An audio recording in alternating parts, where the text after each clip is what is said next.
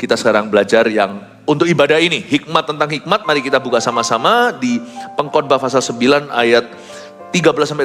Saya bacakan dulu, ambil catatan, kita akan terima rema-rema baru.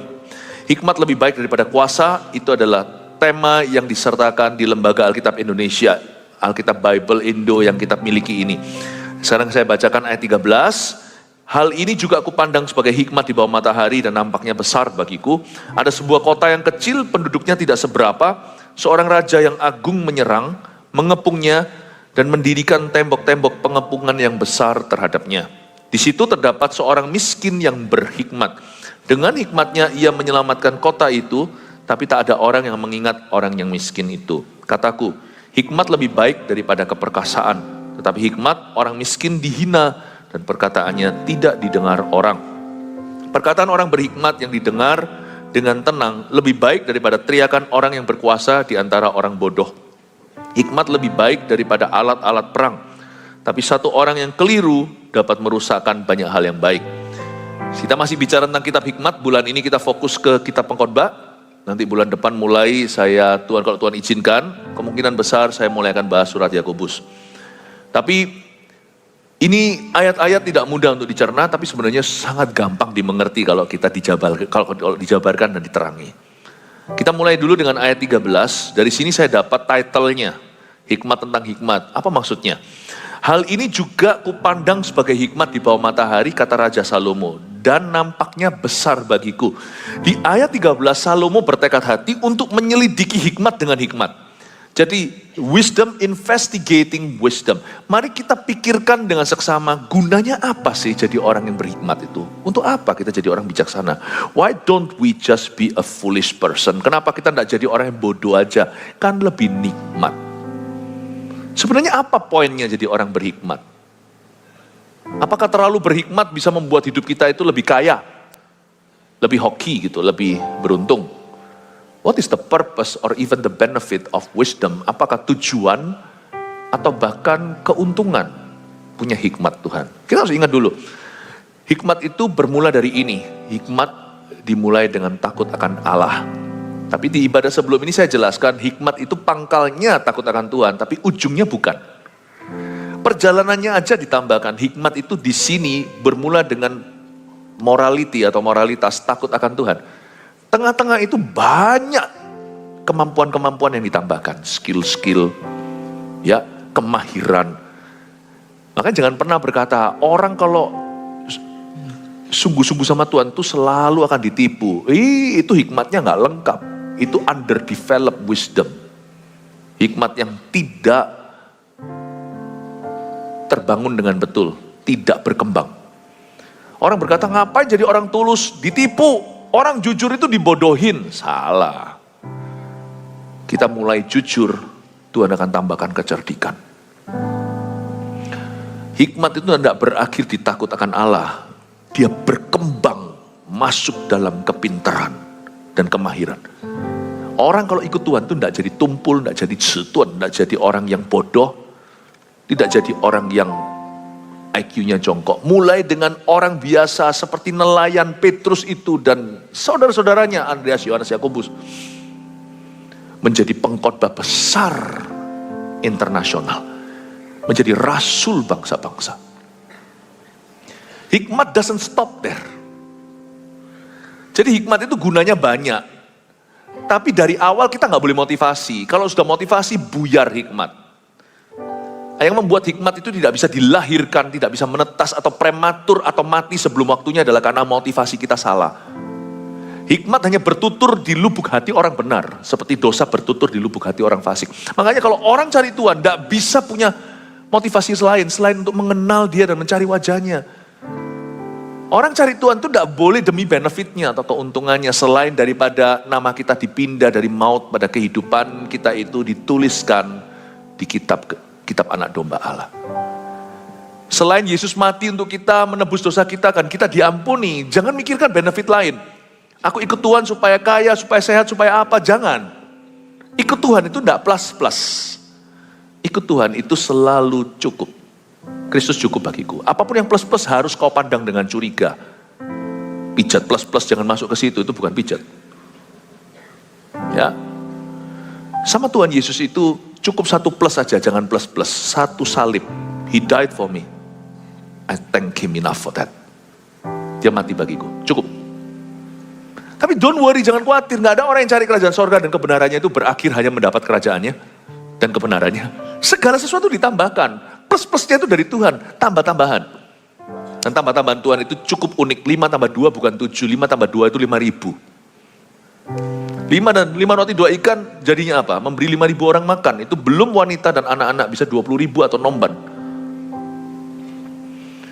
Jangan pernah curiga sama Tuhan. Don't worry. On God's end, di sisi Tuhan, Tuhan tahu what to do. Tuhan tahu apa yang harus dia perbuat dalam situasimu. Kalau Tuhan belum menolong, itu bukan berarti Tuhan diam atau Tuhan gak peduli. Tuhan tuh lebih dekat daripada yang kau kira. Kalau masalah kita masih mencekik kita dan kita belum ada jalan keluar. Kalau Tuhan izinkan, kayaknya Tuhan izinkan masalah itu jadi sparring partnermu. Tidak untuk menghancurkanmu. Karena Tuhan sudah berjanji tidak memberikan kita masa depan penuh celaka, tapi penuh pengharapan. So pada saat kita dalam masalah, kita bisa merasa Tuhan jauh, padahal Tuhan itu gak pernah menjauhi kita. Gak pernah.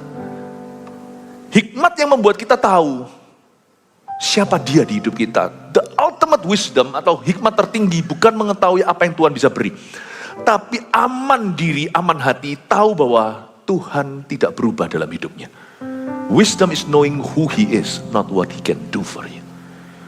Hikmat itu adalah yakin siapa dirinya atau kita fokus ke pribadinya bukan apa yang dia bisa berikan pada kita. Nah sekarang pakai hikmat untuk saya bicara tentang hikmat, nggak gampang ini. Pakai hikmat untuk bicara hikmat. Karena mungkin beberapa kita hikmatnya mulai luntur, jadi perlu dapat infuse atau perlu dapat injeksi baru lewat mimbar ini. Beberapa kita itu punya hikmat tapi habis itu tiba-tiba goyah atau beberapa mulai ganti warna. Makanya itu hikmat tentang hikmat ini seperti kalau garam kehilangan keasinannya, dengan apa lagi dia diasinkan kecuali dengan garam yang lebih asin. Ini saya bicara lebih cepat lagi ya, sorry ya interpreter. Udahlah kalian yang ikuti saya aja. Usahakan tidak muntah darah. Anda bisa cerna ya, siang-siang gini jangan mengantuk. Tolong ikuti saya sebab khotbah tentang hikmat ini kita tidak boleh terlalu di belakang Salomo. Salomo itu orang yang bijaksana Paul. Makanya itu sekarang kalau kita bicara tentang hikmat, Anda mesti mengikuti cepat. Dan saya berdoa supaya hikmat Allah itu free flow sekarang, itu mengalir begini aja supaya lebih cepat daripada pikiranku yang mengalir di mulutku. Tangkap mentah-mentah. Wisdom is knowing who God is in your life and it's unshaken through whatever seasons. Dalam segala musim kehidupan itu tidak goyang. Itulah orang bijaksana. Orang bijaksana itu bukan yang sok tahu, bukan yang fluffy, atau bukan yang kelihatannya pengetahuannya gimana, atau yang ngaku-ngaku, atau yang pinter bicara fasilida, bukan. Orang berhikmat itu kelihatan orang itu gak goyah. Gak goyah. Mengalami apapun juga, dia tidak tergoyahkan, karena dia tahu Tuhannya. For I know whom I have believed and am persuaded that he is able. Jangan takut, nanti jangan khawatir, saya nanti akan terjemahkan. To keep that which I've committed unto him against that day. For I know whom I have believed and, karena aku tahu kepada siapa aku telah percayakan. And I'm persuaded that he is able. Dan saya diyakinkan bahwa dia mampu dan sanggup dalam kasusku. To keep that which I've committed, untuk memelihara, menjaga apa yang sudah aku secara komitmen berikan ke Tuhan. Unto him against that day. Dia bisa menjagaku bukan hanya seumur hidupku, tapi sampai hari kedatangan, sampai tatah pengadilan. Dia akan mengamankan aku. For I know whom I have believed that, and I'm persuaded that Jesus, he is able to keep that which I've committed unto him against that day. Tugas kita cuma trust and obey, for there's no other way to be happy in Jesus. We must trust and obey. Percaya saja dan taati saja. Karena tidak ada jalan lain untuk kita happy. Untuk bahagia hanya satu jalannya. To trust and obey. Percaya dan taat saja. Trust and obey.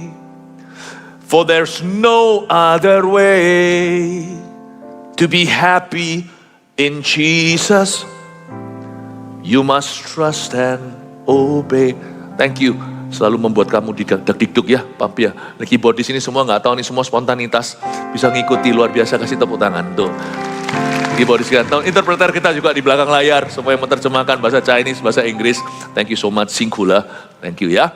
Dan yang di sini dengarkan baik-baik dan tangkap mentah-mentah apa yang kita pelajari. Hikmat is not knowing about. Hikmat is about knowing whom. Bukan tahu tentang Tuhan. Nanti kita sok tahu lagi. SKSD. Jangan sama Tuhan Yesus. Hikmat itu mengenal siapa dia. Karena itu bijaksana tidak tergantung dengan orang itu sekolah teologi ya. Dan tidak tergantung orang itu kaya miskinnya. Status ekonomi nothing to do. Tidak ada hubungannya. Makanya orang yang hikmat, yang bijaksana akan tahu bahwa menemukan hikmat kadang-kadang Tuhan simpan di tanah liat. Bejana tanah liat itu menyimpan harta karun. Makanya itu kalau Anda dan saya mau menemukan hikmat Allah dalam pergumulan kita, jangan pilih-pilih orang dan jangan diskriminasi.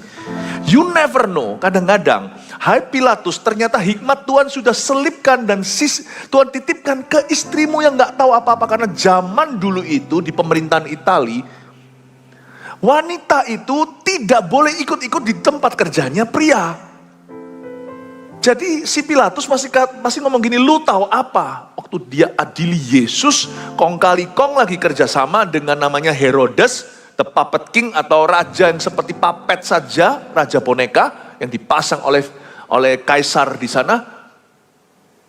Dia diperingati sama istrinya tadi malam, gua dapat mimpi menyiksa sekali. This is an innocent man. Ini orang ini nggak salah. Mungkin dia manggil suaminya, Pa, honey, sayang, kamu jangan apa-apakan dia. Nggak nurut lagi, lu tahu apa? Hakimi. Dan saya rasa Pilatus binasa. Jangan pilih-pilih. Karena sekarang kita ngerti bahwa hikmat itu tidak tentu pada orang sukses. Nggak tentu. Dan mari kita sekarang lihat beberapa hal. Ayat 13, sekarang kita lihat ayat 14. Ini ada satu kasus, contoh kasus ini. Ini enggak kejadian semua, tapi Salomo cerita ada sesuatu dan di situ ada subject lesson, ada suatu pelajaran yang bisa dipetik. Ada sebuah kota yang kecil, perhatikan kota kecil ya. Misalnya di Surabaya sini, ada kota yang lebih kecil di mana gitu ya. Misalnya ini kotanya di kota Pacitan gitu ya, di Jawa Timur. Ada sebuah kota yang kecil, penduduknya tidak seberapa. Seorang raja yang agung menyerang. Tunggu. Ini gak masuk akal, kota kecil ngapain raja agung? Ngapain negara adikuasa misalnya seperti Rusia serang Pacitan? Ya, kalau kita baca Alkitab agak sedikit teliti kan kita mikir, ini ngapain? Jikalau Anda hari ini berada di posisi ini, Anda merasa masalah your problema itu lebih besar daripada semua kekuatan di dalam jiwamu, bahkan melampaui resources sungguh-sungguh sungguh-sungguh kayak menguras habis sumber daya yang kau punya. Baik itu sumber daya manusia, koneksi-koneksimu, baik itu keuangan, kepinteranmu, dan pengalamanmu di masa lalu. Jikalau Anda tiba-tiba merasa seperti diserang oleh Raja Agung atau Adik Kuasa, don't worry, ini kabar baik. Tuhan tidak akan mengizinkan ini meruntuhkanmu, tapi Tuhan akan mengizinkan ini sebagai kesempatanmu memperoleh hikmat yang belum pernah kau punya. Ada sebuah kota yang kecil, penduduknya tidak seberapa. Seorang raja yang agung menyerang, mengepungnya dan mendirikan tembok-tembok pengepungan yang besar terhadapnya. Ini besar pasak daripada tiang. Ngapain misalnya satu kota kecil, bahkan bukan kota madya, kabupaten misalnya hanya kecamatan, diserang sama Rusia. Buat apa? Di situ, lihat ayat 15, ini rencana Allah. Kalau ini sih sungguh-sungguh tangan Tuhan. Di situ terdapat seorang miskin yang berhikmat. Harusnya kalau kita diserang gitu kan harusnya gigi ganti gigi, mata lawan mata.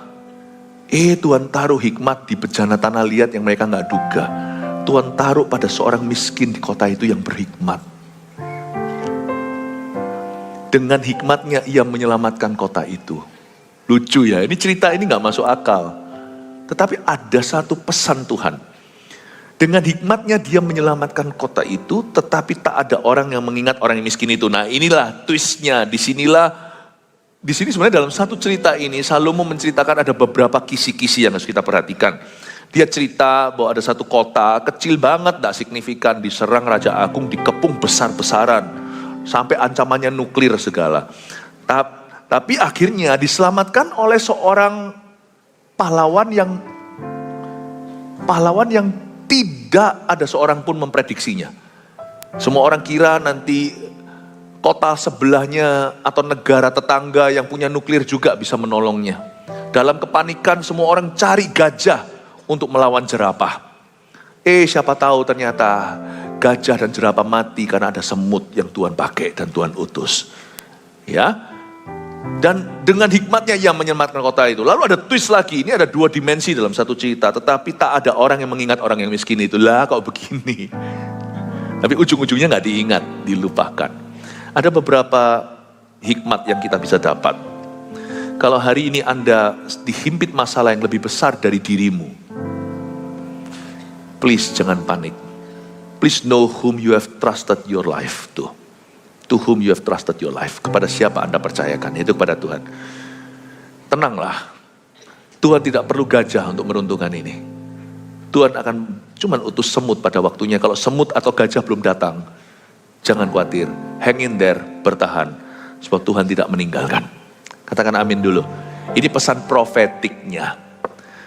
Tapi ada juga pesan-pesan moralnya di sini yang perlu kita dapatkan, yaitu janganlah kita itu pilih-pilih hewan yang mana Tuhan bisa jadikan senjata kebenaran. Tuhan kalau bisa pakai gajah, Tuhan bisa pakai semut. Bagi Tuhan dengan banyak orang atau tidak banyak orang, Tuhan sanggup menolong dan sanggup membebaskan. Itu bukannya perkataan Yonatan ketika dia mau hajar orang Filistin dengan pembawa senjatanya. Mereka hanya berdua lawan mabesnya. Itu orang-orang Filistin lagi ngumpul di bukit itu. Yonatan punya logikanya agak beda. Dia berkata begini, karena bagi Tuhan menolong dengan banyak orang atau sedikit orang tidak masalah. Tuhan bisa nolong dengan satu bala tentara seperti bala tentara Israel. Tuhan bisa nolong, Tuhan bisa membebaskan Israel cuma dengan 300 prajurit saja, Gideon contohnya. Tuhan juga bisa pakai hanya kita berdua bro. Tuhan dia bilang gitu sama pasukan pembawa senjatanya, cuma 1 orang aja. Ini adalah hikmat di balik ini adalah Tuhan itu jangan pernah kau kotakkan Tuhan. Orang berhikmat itu tidak selalu melihat jalan keluar. Orang berhikmat tidak selalu ketemu solusinya hari ini. Tapi kalau kita terus memandang Tuhan, nanti suatu hari ketika solusi itu tiba, Anda bisa belajar sesuatu dari Yang Maha Kuasa. Bahwa ternyata jalan keluarnya sederhana. Cuma disembunyikan suatu waktu untuk melatih imanmu. Yakobus pasal 1 saya dahului sebelum nanti bulan-bulan depan saya ajarkan. Anggaplah sebagai suatu sukacita jikalau kamu jatuh ke dalam berbagai-bagai pencobaan. Karena pencobaan itu mendatangkan tahan uji dan membuatmu sempurna, dewasa, tidak kekurangan apa-apa. Kalau Tuhan masih sembunyikan, jangan kau panik. Hikmat orang berhikmat itu tidak tentu akan melihat. Tapi orang berhikmat itu akan tetap berharap kepada Tuhan. Dan dia nanti pada saat Tuhan mengeluarkan dia dari masalah dan problemanya, Anda akan terkejut bagaimana sederhananya Allah bekerja. Semudah membalikkan telapak tangan. Good news-nya. Jadi sekali lagi saya ingatkan, hikmat itu bukan pengetahuan. Hikmat itu pengenalan akan Tuhan. Amin. Saya kasih contoh aja sederhana pengenalan dan pengetahuan. Saya pernah sekali dalam sebuah situasi terjadi kelepasan. Waktu terjadi kelepasan itu ada beberapa teman itu, ada beberapa orang Kristen yang kalau setelah pelayanan itu gembar-gemborkan. Bukannya dia itu tenang aja, yang penting kenal Tuhan. Ada orang Kristen yang selalu mengizinkan dirinya banyak gaya. Jadi kita harus mawas diri soal begituan, termasuk hamba Tuhan. Suatu dalam sebuah situasi, saya masih ingat, waktu itu di luar negeri, ada orang yang suka gembar-gembor ini itu, lalu ada orang kesurupan. Kelihatannya dia semacam ikut okultisme atau ajaran sesat, atau bahkan gereja setan. Saya masih ingat kok ini orang-orang yang suka ngomong tentang ini itu, waktu zaman saya sekolah. Dan waktu setannya mulai bereaksi, itu beneran, kalau setan beneran ya, bukan yang pura-pura ya, itu kuat banget loh. Itu dipegang berapa orang gak mempan. Karena Anda gak bisa melawan setan dengan kekuatan badan. Wah gak bisa, ada yang langsung ketakutan. Saya langsung lihat pucat wajah orang yang suka gembar-gembor itu. Semua teorinya gak berhasil. Ya saya gak ketawa sih, cuman ya ketawa di hati. Ada satu lagi itu yang emosi. Karena dia kena tampar, dia mau tampar kembali. Saya bilang, bukan dia yang menamparmu itu setan yang lagi kekerasan. Orangnya mau ditampar, ada satu yang emosian, kedagingan, tidak menolong apa-apa. Hanya membuat keruh keadaan. Saya suruh dia minggir, yang sok-sokan saya bilang, tenang aja. Sudah, kamu takut kan? Saya tidak ngomong takut, itu takut dia tersinggung. Udah, minggir saya aja. Saya cuma dengan tenang, saya belajar, bukan saya sok jagoan, enggak takut tuh saya. Dia kekerasan, saya bilang lepaskan, jangan gitu tangannya, nanti setelah setannya keluar, orang itu harus ke rumah sakit, lebam semua. Nggak ada salahnya orang itu sudah ditawan kok masih harus disiksa oleh hamba-hamba Tuhan. Lepaskan. Pada saat itu ternyata instruksi saya untuk dilepaskan itu menjadi sesuatu banget gitu loh. Dibicarakan saat itu, tidak lama setelah itu ada suatu sesi kelas gimana. Mereka tuh eksperimentasi, mereka sukanya studi. Saya lebih suka mengenal Tuhan diam-diam daripada studi-studian yang gitu-gitu. Dan lalu saya beritahu, lepaskan. Waktu saya lepaskan itu roh jahatnya lihat, tidak bergerak. Tadi, memberontak, sekarang tidak bergerak. Saya cuma bilang, in Jesus name. Dia bilang, orang ini milik Tuhan, sudah ditebus. You have no right. Come out. Dalam pelayanan ya. Keluar dalam nama Yesus. Blek kayak orang mati. Seperti di cerita-cerita Injil. Ini bukan inti story-nya. Story-nya di sini setelah selesai itu semua lewat. Itu orang-orang tanya sama saya, kamu kok enggak takut? Saya bilang, aku kenal kok siapa yang pegang kendali ruangan ini. Saya bilang, kamu tahu aku kenal. Dia bilang, kok bisa kamu tenang? Apa kamu ada trik-trik khusus? Gak ada. Gue kenal aja. Kenal aja sama yang berkuasa di ruangan ini. Ngapain takut kayak gitu? Setan malah tahu kamu itu ketakutan. Harusnya kalau kamu takut, ada satu takut yang melenyapkan semua macam takut, kata Pastor Yohanes. Kamu takut sama Tuhan, kamu tidak takut sama setan. Dia lihat saya. Saya mau ceritakan pada Anda sebuah pengalaman yang membuat setelah saya pulang, saya pun merenungkan, Tuhan, aku mau berjalan di jalur pengenalan ini. Hikmat itu bukan sok-sokan dan sok tahu. Hikmat itu kenal satu. For I know whom I have believed in, and I am persuaded that He is able. Dia mampu, dia sanggup. Saya berdoa. Makanya itu hikmat itu tidak bisa lepas dari iman. Itu menjadi lingkaran Tuhan. Semakin kau berhikmat, semakin kau beriman. Makanya saya nggak percaya kalau orang berhikmat semakin Farisi, itu nggak mungkin. Lalu semakin anti Roh Kudus, semakin anti percaya, semakin anti mujizat, itu bukan hikmat. Tapi saya nggak percaya orang kalau sungguh-sungguh beriman, jadi orang itu bodoh sekali, kurang bijaksana dalam perkataan, dalam perbuatan, dalam hubungan dengan orang itu nggak punya hikmat. Itu bukan iman, itu kenekatan. Hikmat dan iman itu seperti saudara kembar yang jalan selalu bersama-sama, identikal. Kalau Anda merasa kurang iman, mintalah hikmat pada Tuhan. Tuhan, aku minta hikmat. Yakobus pasal 1, barang siapa minta hikmat diberikan oleh Tuhan, Tuhan tidak mengungkit-ungkit. Tapi murid-murid juga pernah minta dari sisi twin satunya lagi, dia berkata, tambahkan iman kami. Kalau kamu punya iman sebesar biji sesawi aja, kamu bisa berkata kepada gunung ini beranjaklah. Saya mau kita untuk mengerti bahwa ketika kita bertambah dalam hikmat Allah, ketika kita semakin mengenal Tuhan, semakin kita itu baca firman, hikmat itu bertambah. Hikmat bertambah, nanti waktu Anda alami masalah kehidupan, orang akan kaget dan terkejut di sekeliling Anda. Kok kamu enggak panik ya? Enggak tahu. Aku tenang sebab aku tahu Tuhan, aku kenal Tuhan. Sedia payung sebelum hujan. Kebanyakan orang kalau sudah kena masalah baru cari iman. Nah disitulah, itu kurang bijaksana. Aku kuatkan imanku. Nggak usah, iman itu gunanya ketika masalah belum tiba, sudah ada. Dan waktu masalah datang mengetuk pintu, kita tenang menghadapinya. Faith you must have before your problems arise. Makanya kalau kita setiap kali datang ke gereja itu kita nambah hikmat. Kita nggak hanya mendengarkan firman seperti ini, tapi hati kita ingin mengenal Tuhan. Kalau kita datang ke gereja dengan kerinduan untuk mengenal Tuhan, Tuhan akan memperkenalkan diri. Tapi kalau kita datang ke gereja asal-asalan, Anda pulang paling membawa pengetahuan itu pun kalau tidak ditulis, tidak direferensi lagi, cepat menguap. Saya ingin Anda mengerti bahwa kenapa ada orang miskin yang berhikmat di kota itu bisa menyelamatkan kota. Bukan karena dia hebat, tapi karena dia siap menghadapi kepungan itu. You must have and acquire wisdom. Lebih daripada emas, perak, permata. Karena orang punya semua harta tapi tidak bijaksana, suatu hari Tuhan akan izinkan masalahnya mencekiknya demikian rupa, harta bendanya tidak bisa tolong dia. If you must prepare yourself for anything, kalau Anda perlu mempersiapkan hidupmu untuk sesuatu, minta hikmat sama Tuhan. Hari-hari ini tuh jangan pernah jemu berkata, Lord give me wisdom. Kasih aku hikmat Tuhan, kasih aku hikmat. Ya, hikmat tentang hikmat saya jelaskan sekarang, tetapi tak ada orang yang mengingat orang yang miskin itu. Tapi endingnya kok nggak enak ya cerita ini. Setelah dia tolong nih orang miskin yang tidak mereka duga, ternyata di kota itu bukan jenderal yang menolong mereka, atau bukan negara tetangga yang punya nuklir juga.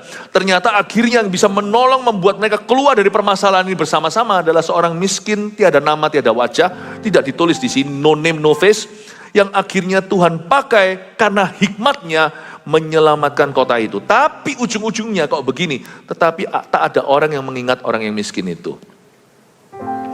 You see, orang yang berhikmat will not mind, tidak akan keberatan jikalau di ujung hari dia dilupakan. Ya, orang berhikmat itu tidak pernah pamrih kalau menolong. Karena dia percaya bahwa even though sekalipun manusia itu mudah lupa, Tuhan tidak pernah melupakan jasa orang-orangnya. Hikmat itu hanya bertumbuh kalau audiensimu cuma satu. Kalau orang itu hidupnya terlalu rame, terlalu terpengaruh dengan sekelilingnya, terlalu care sama orang-orang pikiran mereka, terlalu care sama pikiran orang lain terhadapnya, komentar mereka, cara pandangnya. Hikmat gak tumbuh-tumbuh. Yang membuat hikmat itu kerdil terus di hati kita, karena kita gak fokus ke Yesus. Terlalu komplikasi, terlalu kompleks gitu loh. Dunia kita itu terlalu banyak yang bicara, terlalu berdesing dan terlalu berdengung, terlalu bising di telinga kita. Ini ngomong, itu ngomong, gak bisa tumbuh. Hikmat itu hanya bisa tumbuh di tempat tenang. Tenang itu bukan hanya Yesus saja, tapi orang-orang yang memang kita kasih posisi berbicara di hidup kita. Jangan semua orang didengarkan, tidak semua perlu setiap pihak diinterview. Hikmat bertumbuh di tempat yang tenang dan sepi, di mana kau dengarkan first of all yang terutama Yesus Kristus, dan kau dengarkan orang-orang yang memang Tuhan utus di hidupmu, yang patut kau dengarkan. Pilih-pilih siapa berbicara ke dalam hidupmu. Pilih-pilih, tapi saya kasih disclaimer-nya, pilih-pilih itu jangan sesuai dengan seleramu. Tapi waktu kita pilih siapa yang berbicara ke kehidupan kita, pertimbangan kita hendaknya seobjektif mungkin. Kalau kita hanya dengarkan orang tertentu, misalnya dokter hanya mau dengarkan dokter, karena dokter mungkin misalnya nih omong kosong ya, yang dokter jangan tersinggung. Dokter nggak mungkin mau dengar profesi lain, karena dokter hanya bisa respect dengan dokter. Gini loh, kalau Anda pilih-pilih Anda akan rugi. Siapa tahu salah satu orang yang patut menjadi advisermu itu orang yang berprofesi lain. Profesinya beda. Kalau tentara harus mau dengar hanya tentara saja, Anda kan kaget. Nanti hikmatmu bolong-bolong di hidup ini, nanti Anda akan kesleo sana sini, terkilir di sini sana. Pengusaha hanya mau dengar pengusaha dan harus levelnya sama. Jikalau konglomerat hanya mau dengar konglomerat. You will be very surprised bahwa tidak semua bilioner senang dengan satu sama lainnya. Nggak tentu, buktinya kota ini diselamatkan oleh orang miskin kok. Jangan pilih orang berdasarkan standarmu. Tapi pilih-pilih orang prayerfully dengan doa, siapa yang Tuhan tentukan. Ketika hati Anda masih bising, jangan buat putusan. Tapi setelah Anda tenang, nanti Tuhan kan tuntun. Kalau Anda mau jujur, mau rendah hati. Yang penting itu rendah hati dan jujur, karena Tuhan berkata, Tuhan menentang orang yang congkak, tapi Tuhan menunjukkan jalan kepada orang jujur. Ini indah. Kalimat ini luar biasa. Orang congkak Tuhan tentang. Oke, satu poin. Harusnya kalau kita mau buat sesuatu yang berlawanan, sesuatu pepatah, pantun, atau sanjak, harusnya beginilah firman-Nya. Tuhan menentang orang yang congkak, tapi Tuhan itu membela orang yang rendah hati. Harusnya gitu kan? Tapi enggak. Ini enggak, pantunnya itu enggak ngeraim. Tuhan menentang orang congkak, tapi menunjukkan jalan kepada orang rendah hati. He shows the way. Atau mengasihani orang yang rendah hati. Menentang itu lawan katanya bukan mengasihani. Menentang itu lawan katanya bukan membuka jalan, mencarikan jalan. Bukan. Jadi orang kalau sombong, tidak akan ketemu jalannya. Tapi orang kalau rendah hati, Tuhan akan tunjukkan. Tiba-tiba Tuhan kasih tuntunan, ini kau dengarkan, ini jangan. Kalau hatinya rendah hati, hatinya netral.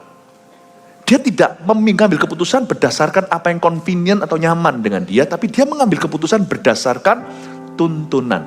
Makanya itu jangan buat keputusan until you're humble enough in His presence. Karena pasti akan salah jalan.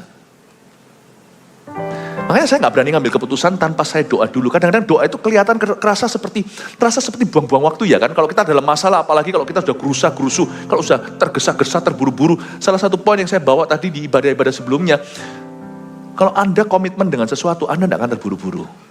Saya paksa diri saya, kalau perlu saya seret kaki saya masuk hadirat Allah, kayak buang-buang waktu 2 jam dalam hadirat Tuhan. Padahal keputusan sudah menunggu saya, itu udah antri nginden-nginden untuk keputusan. Saya tunggu until my heart is completely submitted. Kalau hati saya itu sungguh-sungguh submitted, baru saya keluar langsung buat keputusan. Saya mendingan 2 jam dalam hadirat Tuhan, 2 menit buat keputusan. Daripada saya 2 menit di hadirat Tuhan, 2 jam nanti komplikasi semua keputusan saya. Semua komplikasi. Ya. Itulah sebabnya kita harus rajin masuk hadirat Allah, bukan karena Tuhan yang butuh kita. Kenapa sih harus doa? Buang-buang waktu saja. Time is money, you see. Ya, time is money, maybe. But life is not money. Really, life is not just money. You need God. Jadi kita harus mengerti sesuatu, kalau hati kita humble enough, Tuhan akan tuntun. Dan kita harus mengerti bahwa Tuhan tidak tentu memberikan hikmat-hikmat yang terpenting di hidupmu itu pada orang-orang yang profesinya sama. Atau pada level sama. You'll be very surprised. You'll be very surprised. Jadi, saya sebagai pendeta pun saya membuka diri, artinya saya tahu, saya percaya ada dokter-dokter yang saya dengarkan. Saya nggak sok tahu, saya berkata bagaimana dengan badan saya semuanya. Saya sekalipun kenal Tuhan. Mereka yang belajar ilmu badan. Saya harus belajar mengerti. Tetapi misalnya seorang dokter. Anda mungkin pinter di dalam IPA-nya, science-nya. But maybe you're not that good in your marriage. You're not that good mungkin in your family dan parenting. Penyakit tahu preskripsi obat, diagnosa tepat, tapi anak psikologinya nggak ngerti sama sekali. Malah justru psikologinya skibidi. Yang nggak ngerti. Yang kita sekarang bahasanya anak-anak itu nggak ngerti. Skibidi, miwing, sigma. Saya baru nggak ngerti, what? Ya kan banyak yang nggak tahu kan? Saya juga baru tahu semalam. Saya khotbah AUG. Ini jalannya cepet tahu nggak? Gen Z dengan generasi Alpha. Ketinggalan tahu nggak? Kita ini generasi apa? Saya generasi apa ya kalau tahun 74? X ya? Bahkan nggak diakui loh faktor X. Kasihan loh orang-orang seusia kita. Cepet banget. Mungkin ilmu kedokteran nggak ketinggalan lah. Jiwa anak kita nggak tahu.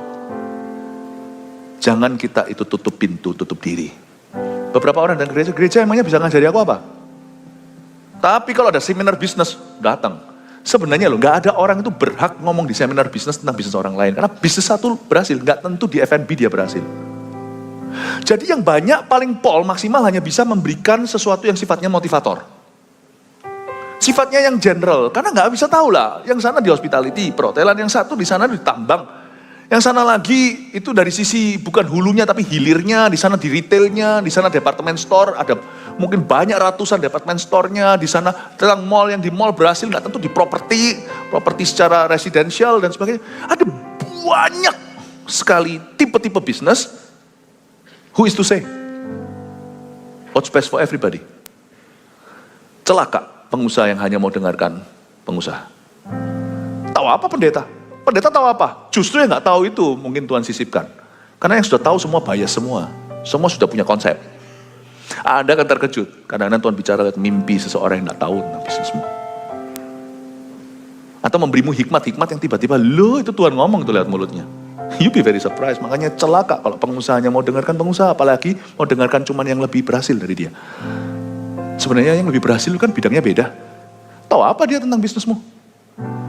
Tahu apa Anda tentang bisnis orang itu? Nggak tahu. Bukankah ujung-ujungnya Tuhan sumbernya yang tahu segala sesuatu? Dan Tuhan kan berhak mau sisipkan di mana. Makanya jangan kaku.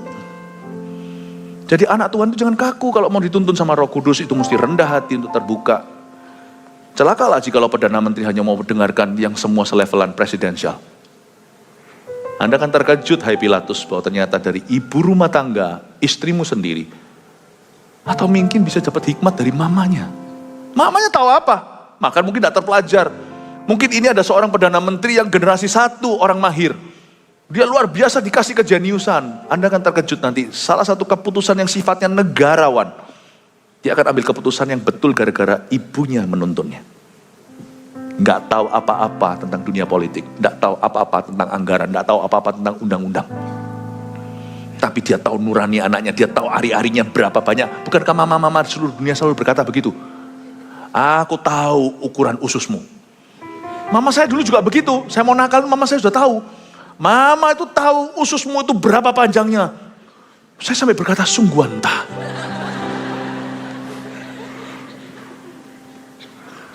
Jangan kaku. Datang ke gereja. Jangan berkata gereja tahu apa. You be very surprised. Khotbah emangnya bisa jawab apa? Beberapa orang tidak jadi mati gara-gara dengar satu khotbah. Beberapa orang keluar dari masalah dengan cara ajaib karena mendengar rema. Amin. Hikmat tentang hikmat. Be wise about wisdom that is presented to you. Siapa yang masih bisa mengikuti saya atau mulai muntah darah? Haleluya. I love you so much. I wish the best for you. Oh haleluya. Ada beberapa orang lagi juga kesenioran itu segala sesuatu kayak di Korea. Wah Korea itu luar biasa. Lu kalau umur sekian itu tidak didengar. Anda akan terkejut kadang-kadang we can learn from the younger one. Tapi kalau kita dipanggil Tuhan dengan mimbar yang luar biasa, jangan sok-sokan. Saya sebagai gembala sidangmu, bagi sebagian Anda, I'm much younger, jauh lebih muda. Kalau kita ketemu sungguhan itu ya, saya respect orang-orang tua di gereja kita. Waktu saya berdiri gini, saya gembala sidang, Anda di bawah. Tapi nanti kalau saya terhubung dengan Anda sehari-hari, saya memperlakukan setiap orang tua seperti papa mama saya. Saya perlakukan. Saya rasa kita harus mengerti ayat ini yang berkata, saling menundukkan dirilah kamu, supaya Tuhan memberkatimu. Amin. Saya ingin kita semua untuk belajar sesuatu, bahwa hikmat itu tidak boleh kaku. Orang yang kaku tidak berhikmat. Orang yang berhikmat akan semakin berprinsip. Dalam prinsip dia harus keras, harus tegas. Tapi dia tidak kaku dalam segala sesuatu. Orang berhikmat itu akan luas. Dia tahu mana yang tidak prinsip, mana yang bisa dikompromikan. Dia tahu. Saya berharap Anda bisa mengembangkan sendiri, karena apa yang saya sampaikan ini jauh melampaui hal-hal dasar di dalam kekristenan. Saya tidak menyampaikan sesuatu yang sifatnya keselamatan, ya, basic Christianity. Yang saya sampaikan ini adalah sesuatu yang perlu Anda renungkan, karena nanti lihat ya, dari ribuan orang yang mendengarkan saya hari ini, masing-masing akan dapat aplikasi pribadi dari Roh Kudus. Tangkap baik-baik. Bisa saya lanjutkan ya sekarang ya? Nah, hikmat itu baru berkembang nanti kalau audiensi kita adalah satu, yaitu Kristus. Lalu hanya beberapa orang-orang, jangan dengarkan semua orang, tapi kita belajar memberi ruang kepada orang-orang, people that matter in our life. Orang-orang yang sungguh-sungguh Tuhan tempatkan di hidup kita. Mereka yang sah. Meskipun tetap harus semua itu diuji lagi dengan firman, tetapi ada orang-orang yang sudah boleh kita uji dengan satu mata tertutup. Satu mata tertutup. Bukan berarti tutup semua, karena yang kita percaya adalah Allah dan kebenarannya, bukan manusia. Bahkan kita nggak berani percaya otak kita sendiri. Kadang-kadang yang keluar di sini tuh aneh-aneh, tahu nggak? Yang kita rasa juga nggak kalah aneh-anehnya. Semua harus diuji memang. Tetapi ada orang tertentu dalam hidup saya sudah tutup satu mata. Kalau orang-orang itu yang memberi saya advice, memberi saya nasihat, memberi saya masukan, saya sudah tutup mata dulu. Misalnya tim, tidak tentu harus orang di atas. I trust my team so much. Kalau enggak itu gereja nggak mungkin bisa berkembang seperti ini hari ini. It's not because of me, because I listen to my team. Bukan satu tapi ada tim yang ada, Pastor Rio di dalamnya. Ini orang-orang yang saya dengar-dengaran dengan mereka, dan mereka dengar-dengaran dengan saya. Jadi sebagai seorang pemimpin, termasuk kalau bos di dunia usaha, you mesti dengarkan orang-orang excellent di bawahmu. Jangan bangun sendiri, jangan jadi bos yang kaku, jangan seperti yang dikatakan ini ada satu raja lain tapi nggak dibahas di sini. Di ayat lain di pengkhotbah dikatakan ada raja tua yang nggak bisa terima masukan lagi, udah kaku mati. Lalu tiba-tiba muncul yang muda, semua orang mengikutinya dan bla bla bla semuanya. Di situ dijelaskan bahwa sekalipun Anda pernah sukses zaman dulu, kalau masih hidup masih ada kemudian, tetap perlu dengarkan. Karena orang sukses bisa jatuh. Selama kita masih ada tuju menuju ke kuburan, setiap kita juga bisa dikubur hidup-hidup hari ini. Jangan pernah bangga kalau pernah sukses. Ikut Tuhan terus, belajar lagi. Amin Bapak Ibu Saudara, itu hikmat. That is wisdom. That is wisdom. Karena itu kita juga perlu dengarkan orang yang ada di bawah kita. Kita perlu dengar-dengar, meskipun tidak semua advice, tidak semua masukan diterima. Paulus mendengarkan, mereka cerita, bahkan Agabus pun memberikan masukan. Tapi akhirnya Paulus tetap ngotot harus ke Roma karena dia tahu itu destinasinya. Itu adalah bukan hanya destinasi, itu juga adalah destiny, itu juga tujuan hidupnya. Ya, tapi kita harus memberi ruang untuk masukan yang diperlukan agar kita pertimbangkan ya atau tidaknya. Orang berhikmat itu selalu beli waktu. Tapi dia tidak kasih waktu kepada orang yang menyia-nyiakannya. Dia kasih waktu kepada orang-orang yang dia taruh percaya. Karena itu jangan sembarang percaya orang. Ada orang yang sembarang percaya orang berabe akhirnya celaka. Bahkan baca sembarang buku, makanya itu pengkhotbah dikatakan baca banyak buku buat pusing lagi. Saya pernah ketemu dengan orang Kristen yang baik-baik. Berapa tahun kemudian saya lihat dia lagi, ya ampun anehnya luar biasa gara-gara baca buku yang salah. Tapi nggak ada orang aneh. Setelah baca Alkitab itu nggak ada. Kecuali dia tafsirkan sendiri. Nggak ada. Be careful what you read. Beberapa hamba Tuhan pengkhotbah yang kayak begini menjadi pengkhotbah yang heresi. Menjadi khotbah yang mulai sesat luar biasa gara-gara cuman baca buku, niru-niru. Semerta-merta pokoknya yang dari barat itu pasti benar. Ya ampun baca sembarangan. Bahkan saya pernah kenal dengan seseorang, saya nggak usah sebut. Tapi baca atau berbicara dengan seorang figur rohani yang bukan Kristen. Tetapi yang sifatnya perjanjian lama, tapi bukan orang Indonesia. Setelah ngomong begitu, jadi aneh tau nggak?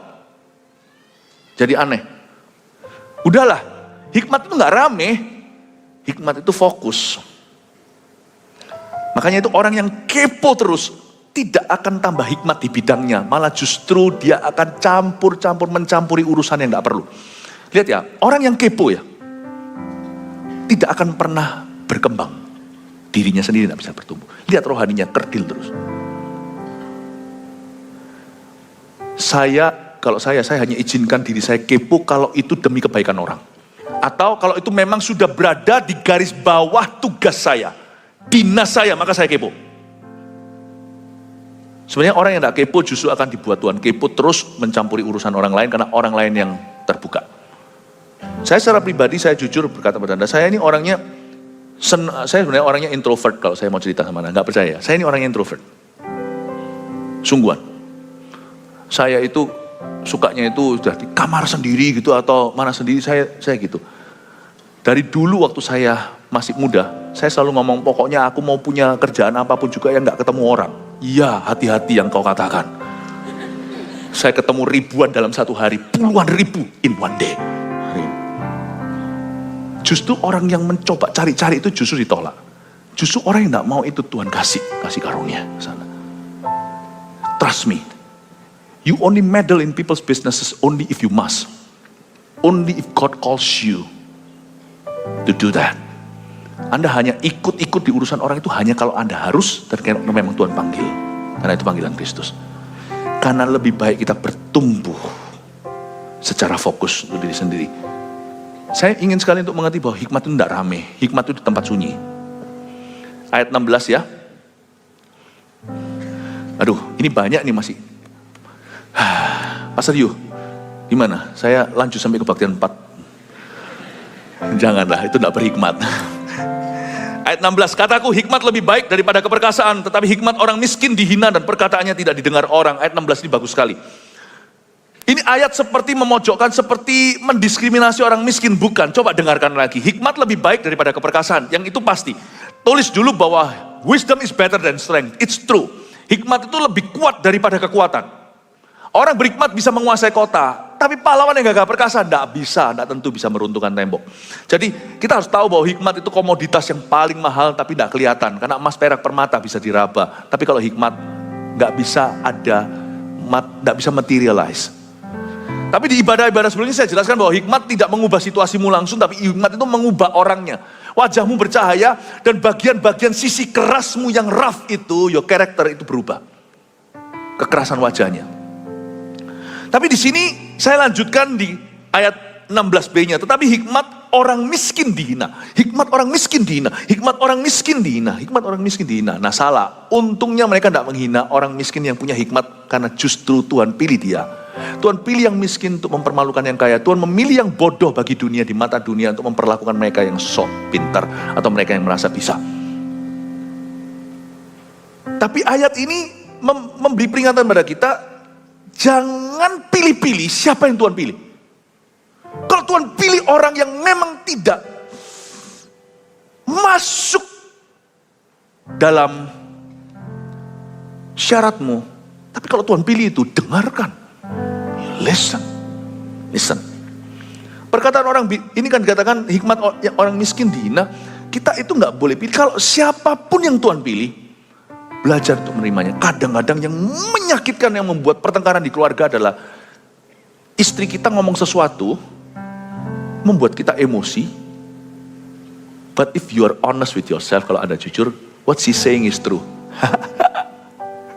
Cuman kita nggak mau dengarkan. Kalau dari dia, saya bolak-balik loh. Ya, kalau saya lagi ngasih advice seseorang itu tiba-tiba ngomong gitu, tiba-tiba ada yang nyeletuk. Ya aku kan sudah ngomong itu minggu lalu, tapi Pastor Philip ngomong kamu baru mau dengar. Nah, saya juga tersanjung. Pendetanya didengarkan, ya kan? Tapi kalau Tuhan sudah bilang minggu lalu, kenapa harus utus aku? Lu buang-buang waktuku. Kalau minggu lalu sudah diberitahu sama suaminya atau diberitahu istrinya, sudah dengarkan lah. Ngapain Tuhan harus utus nabi gitu loh. Emangnya dunia itu seputar dirimu. Aku masih punya tugas to do. Misalnya, kadang-kadang kita tuh lamban, tapi Tuhan tuh baik hati. Tuhan tetap utus hamba-hambanya untuk bicara. Kadang-kadang kita itu begitu. Kadang-kadang anak kita ngomong sesuatu yang kita gak suka. Padahal kita tahu it's true. Jangan pilih-pilih kalau memang Tuhan berbicara dalam hidupmu. Ya, jangan pilih-pilih. Kalau kita lihat pesannya itu betul, terimalah dengan rendah hati. Tapi di sini juga ada perkataan seperti ini. Tetapi hikmat orang miskin dihina dan perkataannya tidak didengar orang. Ini juga mengajari pada kita untuk tidak cepat berbicara. Tidak cepat apa? Tidak cepat berbicara. You see, sebelum Anda mau mengajarkan sesuatu, bangun dulu keberhasilanmu di area itu. Karena itu dikatakan di sini hikmat orang miskin dihina. Nah misalnya kalau ada orang masih dalam hutang piutang, apalagi dia kena pinjaman online, lalu habis itu dia dalam sebuah persekutuan, dia maju, dia kesaksian tentang keuangan. Dia sendiri masih bermasalah, dia mau cerita apa? Misalnya ada orang cerai, ya sudah kalau sana cerai misalnya, kalau memang sudah ada, tetap ada penanganan yang harus super hati-hati setiap broken family. Kita sih punya patokannya, pakemnya, tetapi kita lihat case per case bagaimana kita tuntun orang itu at least kepada to a better place, jikalau bukan ideal place atau tempat yang ideal. Misalnya, orang ini cerai, lalu tiba-tiba tampil di media, lalu cerita tentang pernikahan. Janganlah, menurut saya itu yang coba mawas diri soal itu. Di area lain, bukan berarti kami menghakimimu, tetapi I think ini bukan your area of authority, ini bukan area otorisasimu atau otoritasmu. Ya kan? Betul kan? Lalu cerita tentang itu. Makanya hikmat orang miskin dihina, hikmat orang cerai dihina kalau dia bicara tentang pernikahan. Karena Anda masih pasien. Jangan berlagak seperti kedokteran di area itu. Orang masih kena pinjol, kena masalah keuangan, lalu dia kesaksian, Tuhan itu baik loh. Aku itu, lalu bisa ngasih nasihat, udah ngomong sama orang lain. Kamu, saya percaya, sini saya doakan supaya kamu diberkati keuangannya. Sana masih belum bisa bayar hutangnya. Sini aku doakan supaya Tuhan kasih mujizat keuangan. Sana kali yang butuh mujizat keuangan. Rasanya kok enggak proper ya. Tidak appropriate ya. Ini yang membuat banyak orang non-Kristen muak dengan gereja. Karena orang Kristen yang masih nggak benar kelakuannya mencoba kesaksian. Kalau gitu Pastor Philip, kita nggak usah kesaksian deh di CG. Kenapa? Karena aku nggak layak. Nah, ada orang yang memang minder terus, nggak pernah rasa layak selama-lamanya. Di area-area di mana Anda mulai menang dan menang, ada sesuatu yang bisa dibagikan. Jangan kau tahan berkat itu, orang lain membutuhkan. Ya, bukan berarti ada bidang-bidang tertentu kita boleh bidang-bidang tertentu enggak, tapi mawas diri ketahui kalau kita belum sempurna dalam proses, tanya sama orang yang berwenang, boleh enggak Anda kesaksian, apalagi kalau Anda ditunjuk, pasti dia melihat sesuatu. Kalau Anda rasa itu proper dan appropriate, Anda bagikan, karena memang di area itu Anda mengalami kemenangan. Bolehlah orang yang kena hutang, yang cerai misalnya ngomong sama anaknya atau sama siapa gitu, mendingan bukan di platform publik tapi ngomong dengan platform privat. Mungkin ngomong dengan orang tertentu yang ada di dalam lingkupnya, berkata kamu jangan jadi seperti papa. Papa dulu itu kacau balau rumah tangganya. Bolehlah, itu masih proper, masih masuk akal. Ya, jangan seperti aku pinjol, ini aku dulu begini-begini, nggak apa-apa. Anda bicara bukan sebagai orang yang menggurui atau menceramahi. Anda bicara sebagai korban kepada orang yang mungkin akan jadi korban. Please don't be like me. Oke lah itu. Oke lah. Amin Bapak Ibu Saudara. Hikmat orang miskin dihina, perkataannya nggak didengar.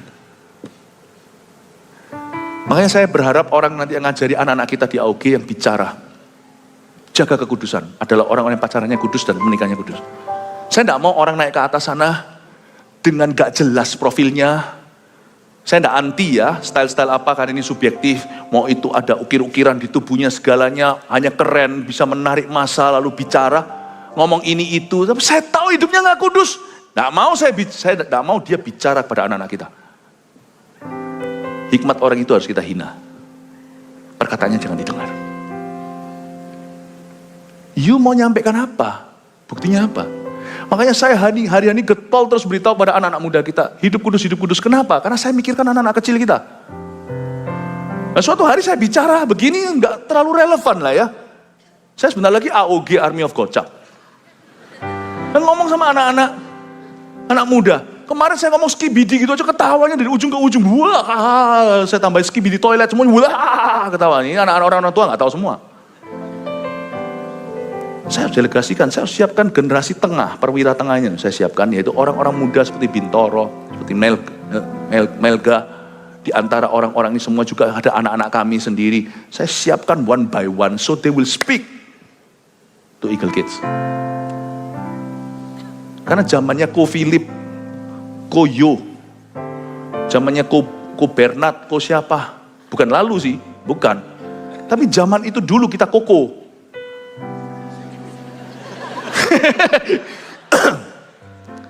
Sekarang saya bilang sama anak-anak, lu orang berani panggil saya susuk mati.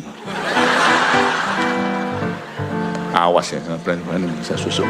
Makanya saya tetap selalu dipanggil Pastor Philip, untungnya awet muda selamanya.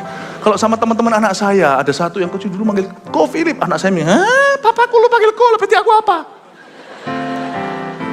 Ya kan? Nggak bisa sudah, jadi Pastor Philip aja. Untungnya kami pendeta itu selalu awet muda.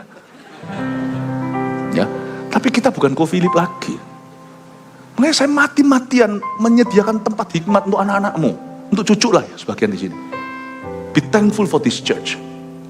You're at a church di dalam sebuah gereja yang peduli sampai segitu. Saya tidak ngomong ini promosi gereja kita, saya ngomong apa adanya. Hikmat tidak semua patut didengar. Udahlah, nggak usah cari yang viral-viral. Itu kosongan sungguhan. Ya ada yang berisi, ada yang kosongan. Karena itu lihat ayat yang ke-17. Perkataan orang berhikmat yang didengar dengan tenang. Lebih baik daripada teriakan orang yang berkuasa di antara orang bodoh. Udah gak usah cari yang viral-viral.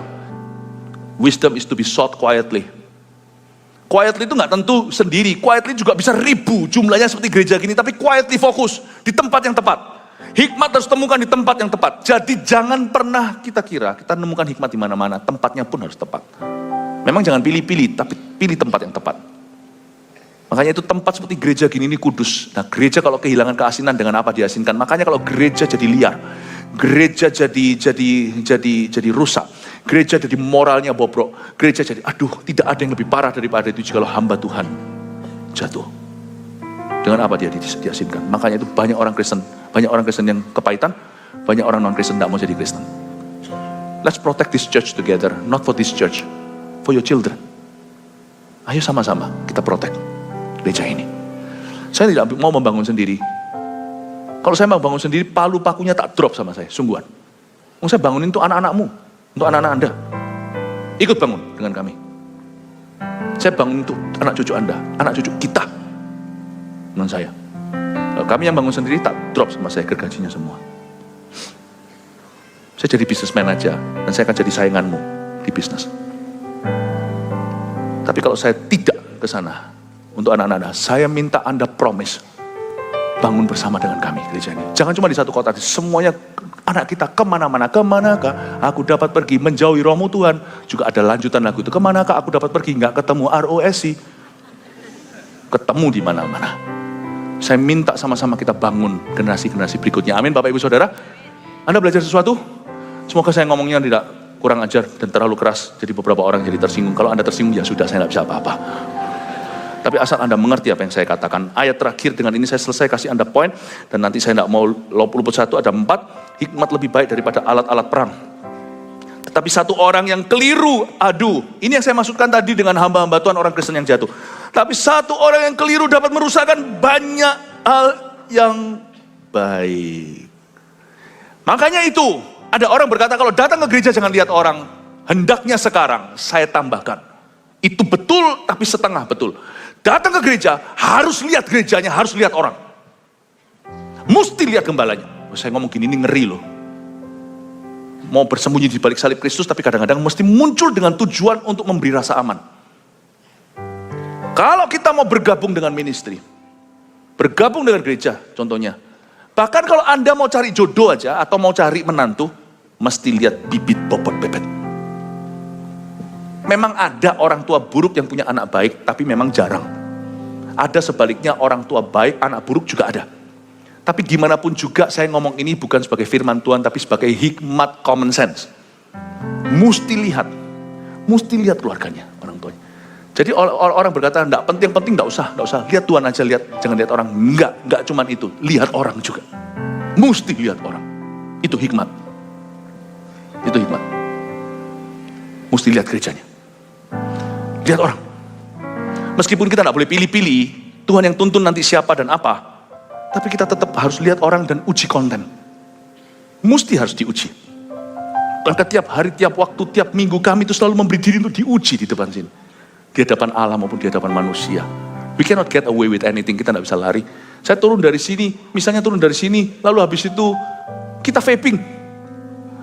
Jemaat ini di mana-mana seluruh pelosok kota. Gak mungkin lah. Susah, kami ini tidak ada cuti. Tapi di atas ini apa yang kami bagikan, itu ditimbang. Andai Anda tahu, mataku melihat ini beda dengan mata Anda melihat saya. Saya sekarang melihat Anda itu ada yang begini. Ada yang mencatat, begini, nggak tahu dia nyatat atau dia IG-an. Ya, atau dia WA-an. Ada juga yang, ngomong apa sih pendeta ini? Sungguh ada yang begini. Loh, mata saya ini sipit. Tapi saya tuh nangkap cepat loh, fotografik. Saya cepat banget, sampai ujung sana saya tahu. Anda tadi garu-garu kuping kiri, yang sebelah sini. Saya tahu semuanya. Ya enggak semua. Ada yang begini, ada yang gitu, ada yang, itu loh untuk lu. Ada yang Tuhan, kok bertobat. Macam-macam. Kami itu diuji, ditelanjangi di depanmu tiap minggu. You think this is pleasant? Ada orang tanya sama saya, grogi nggak naik ke atas? Saya bilang enggak.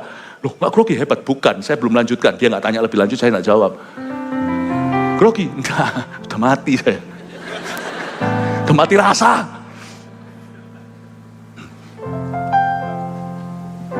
You mesti lihat orangnya. Saya ngomong gini bukan menunjuk kepada kami, pada Tuhan Yesus. Mesti lihat, for safety. Mesti lihat gerejanya. Uji kontennya. Uji what we stand up for. Visinya apa? Tapi bukan dengan mata yang tidak puas, lalu terus cari. Orang yang kayak gitu cuma cari penyakit aja. Dicari itu seperti orang yang Guilty dulu baru proven innocent. Harus pokoknya salah. Orang yang negatif sama orang ya, apalagi orang yang pernah kepahitan dengan gereja atau kepahitan dengan orang Kristen, apalagi hamba Tuhan. Itu pokoknya ya salah dulu deh. Sampai orang itu bisa membuktikan benar lalu dia percaya. Besok salah lagi. Enggak, saya rasa kita bukan orang kepahitan. Tapi saya rasa ada hal-hal tertentu yang kita bisa uji. Spiritnya. Lihat, hikmat itu perlu melihat. Iman itu tutup mata mendengar. Hikmat itu melihat. Meskipun mereka itu twins atau mereka itu saudara kembar, iman itu berhubungan dengan pendengaran. Hikmat, my friends, berhubungan dengan penglihatan. Look closely. Menantu, mertua, apalagi staff, Anda mau cari kongsian. Saya tadi sampaikan hikmat-hikmat di sebelum ibadah ini. Mau ketemu sama kongsian sebelum tanda tangan ya. Ajak dia, ajak istrinya. Keluarga ketemu, lihat dulu keluarganya. Jangan cuma bicara tentang marketnya. Masalah kongsian itu hancurnya itu seringkali bukan pasarnya. Tapi orangnya. Padahal itu menguntungkan. Akhirnya gak karuan. Suruh datang lihat, Anda lihat hikmat itu gini. Tapi ya jangan cari yang sempurna, cari Tuhan Yesus yang gak ketemu di mana-mana. Anda harus ada semacam kriteria dasar melihat oke, serak. Lihat, janji itu diterima ini, amin Tuhan aku percaya. Lalu habis itu pakai hikmat di lapangan untuk menemukan yang mana yang Tuhan maksudkan. Itu hikmat, amin. Puji Tuhan ya. Udah jangan dilihat lagi jamnya, saya tahu overtime. Buat saya grogi terus ini loh gimana. Kita lihat, haleluya, kita tepuk tangan untuk Tuhan Yesus. Ada 4 poin di sini munculkan. 1, ini bisa summary nanti di foto ya. Tetaplah berhikmat sekalipun orang sukses dan kaya lebih diingat. Itu adalah pesan pertama. Tetap berhikmatlah. Kita sukses tidak sukses, don't worry ya. Meskipun betul orang sukses yang lebih diingat, tapi kalau Anda berhikmat, Anda tidak rugi kok. Hidup Anda itu damai sejahtera. Ya, karena hikmat itu takut akan Tuhan. 2, bangunlah keberhasilan pribadi dulu sebelum mengerjakan sesuatu. Jangan tong kosong nyaring bunyinya. Proof dulu di situ. Tuhan sih mengasihimu, tapi kalau Anda mau di kursi pengajar, di kursi Musa, duduk sebagai guru, then I think you need to prove yourself first lah ya. Perlu membuktikan dulu gitu. Dan kalau Anda memang merindu suatu hari jadi berkat di area tertentu, ya Anda harus belajar untuk menang dulu atau dirimu sendiri. 3, terimalah hikmat dengan rendah hati dari siapapun yang Tuhan pilih. Jangan pilih-pilih. Yang keempat ini saling melengkapi. Yang keempat, lihatlah orangnya dan ujilah kontennya, akan tidak keliru percaya. Oke? Bisa difoto silakan. Iya, God bless you. 4 ini ya. Jesus loves you and I love you too. Mari kita semua bangkit berdiri.